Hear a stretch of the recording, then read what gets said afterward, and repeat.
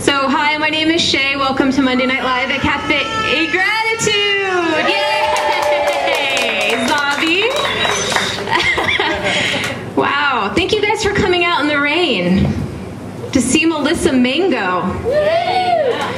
Her demo tonight is called Nut Free and Delish, and I don't know if you guys think this is funny as I do, but I typoed it and it says Knit Free and Delish. And Steven's like, yeah, that's really good idea. Knit free, right? So, it's a small crowd. Everyone here knows who I am pretty much, so I'll skip the whole talk about signing up for the newsletter. Well, no, I won't. If you're not on the newsletter, please sign up. Zobby. Melissa brought Zobby. Zobby brought his boy. It's my mom.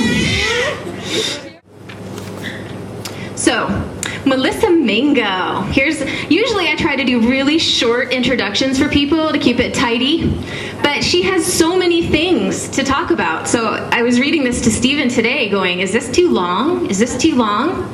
So I'm going to read it. So, Melissa Mango has been on the live foods path for over 8 years. She has a long and impressive list of accomplishments that include opening raw restaurants, catering companies, and raw transitioning services, teaching raw foods at colleges, as well as countless demos and classes around the world and around the country and world, being one of the raw chefs for the movie Simply Raw, Reversing Diabetes in 30 Days, filmed at the Tree of Life, having recipes included in several books and collections, including the Raw 50 by Carol Alt and the Monday Night Live 2009 Raw Panel Series, wink. Being a featured executive chef at the Raw Spirit Fest 2006, 2007, and 2008, which is where we met. Being a reappearing guest chef on the super sleek G Living TV show. Her own book, Melissa Mango's Green Cuisine, came out last year, and I think she's working on at least one other right now. Impressive, right? Right now, her main focuses are being a new raw mom, Melissa Mango's Green Cuisine, and private consultations and personal chef services. She was here last year talking about Melissa Mango's Green Cuisine, how to eat gourmet style without the heavy fats and complicated ingredients. And she's here tonight braving being one of our first raw food demo experiences. Here's Melissa Mango, Nut Free and Delish.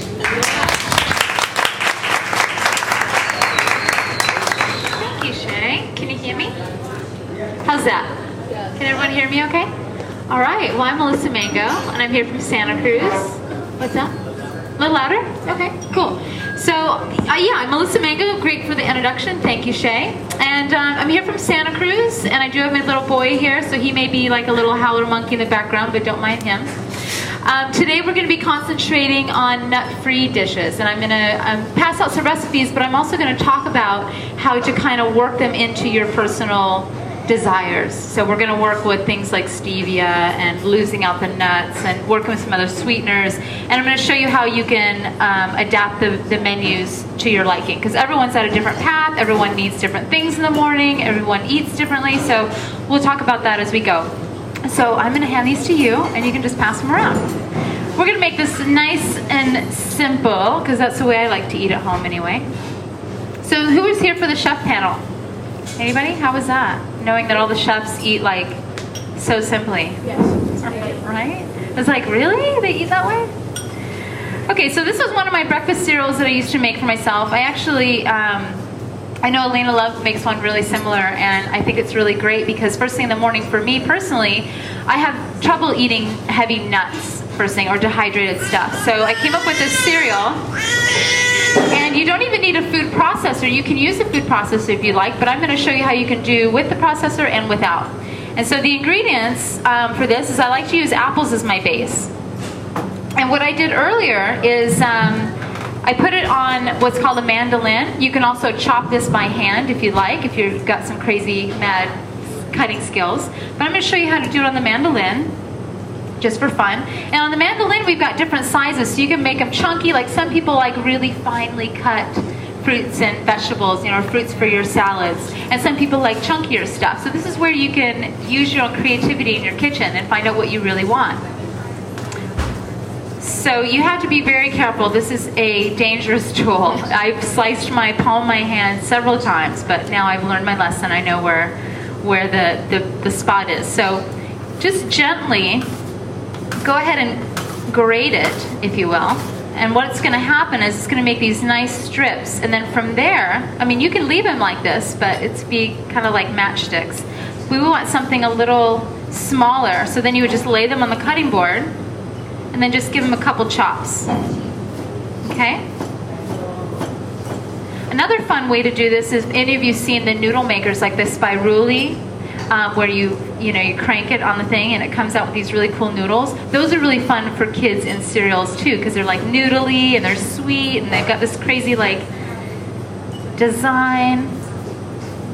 Okay, so we've got our apples. And this recipe makes quite a bit, so you can make this one recipe and store it in your fridge in a Tupperware container, and then each morning kind of grab out however much you want or need for that day, and then make a fresh batch in like 3 or 4 days. That's what I like. I like making fresh stuff. And apples are really nice and seasoned around this area now, so that's another plus. So we got our apples, however way you want to cut them. And then you can add, I picked up cherries at the farmer's market because those are starting to hit the fruit stands, and that's a good thing, right? Okay. And then we've got figs. If you want to put dry fruit, you can do currants, you can do gold and black raisins, you can do just the gojis and leave this out. So really there's a lot of freedom, creative freedom in this recipe. I like to coarsely chop them because I like mine a little finer. So I'm going to give them a couple more chops. They're pretty gooey still, so a little harder to chop. Okay, and then just throw those in there. You want to make sure to take off the stem because we don't want to accidentally chomp down on a stem while you're eating your breakfast.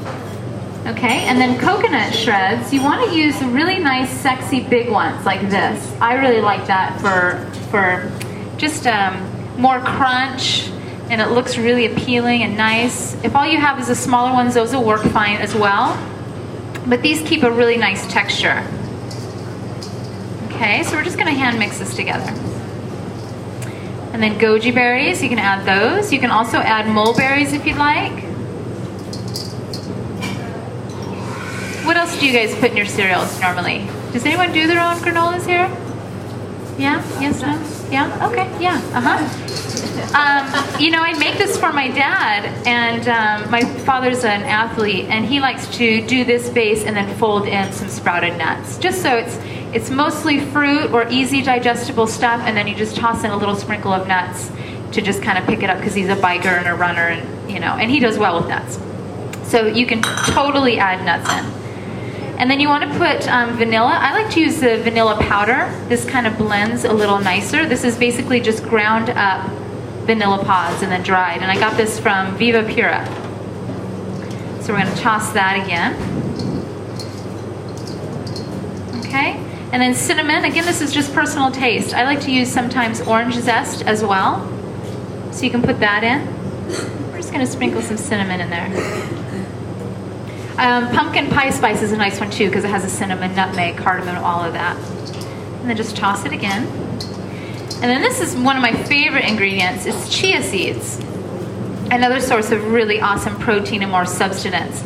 And I like to put in quite a bit. Again, some people may want less. And so this is where you would just go, how much chia do I want in my porridge? What this will do is, much like a flax seed, is once it has the liquid, once you pour the milk onto your cereal, it's going to expand and get really soft, almost like tapioca. So you can add extra and have more substance to your cereal without adding nuts. So I'm just going to do it up because I really like it.